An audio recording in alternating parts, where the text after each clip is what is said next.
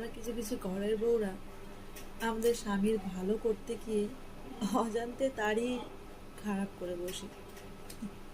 সে এটা ভাবে যে আমরা তার খারাপ করছি, সেই মানুষটার ভালো করতে গিয়ে আমরা সেই মানুষটার সাথেই ঝগড়া করে বসি, আর আলটিমেটলি আমরা সেই মানুষটার থেকে দূরে হয়ে যাই।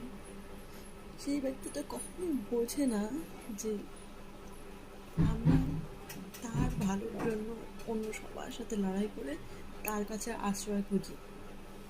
আলটিমেট ঠিকানা আমাদের স্বামী ছাড়া অন্য কোথাও নয়, কিন্তু সে বোঝে না। সেই ব্যক্তিটাই আমাদের সাথে ক্যাচাল করে বসে। তবুও আমরা ঘরের বউরা বোকা গাধার মতো, গাধার পিঠে যেমন বোঝা চাপিয়ে দেওয়া হয়, ঠিক তেমন আমাদের মতো বাড়ির বউদের পিঠে বোঝা থাকে, তবুও আমরা